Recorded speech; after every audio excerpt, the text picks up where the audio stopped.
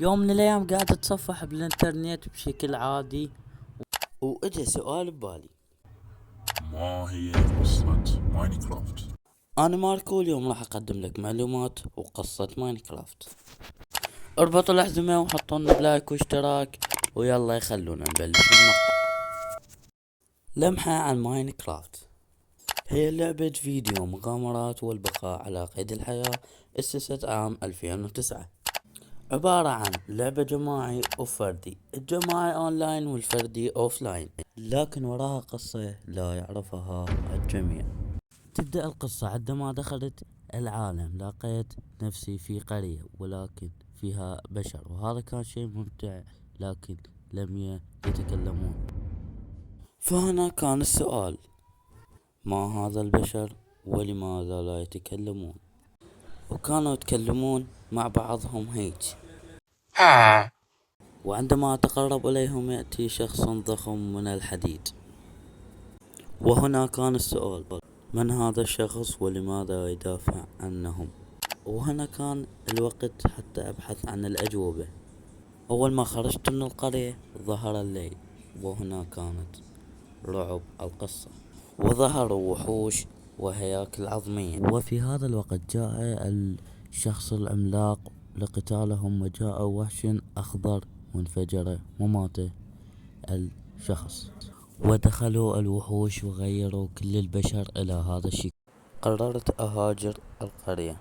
بعدها لقيت هذا الشيء وعرفت انه الماس، وحصلت على حديد.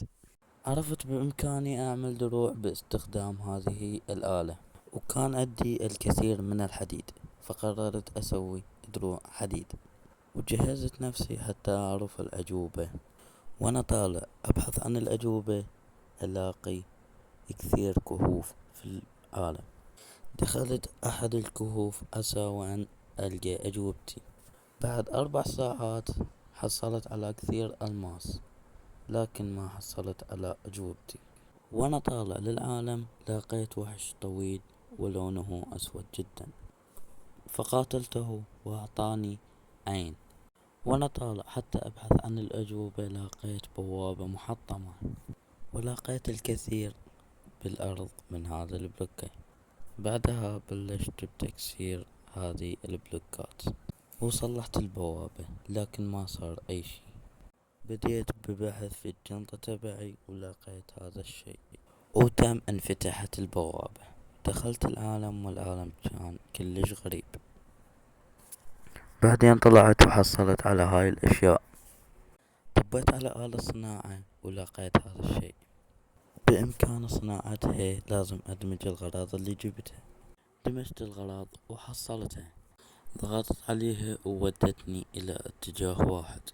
ظلت اتبعها واتبعها ولقيت مكان مهجور.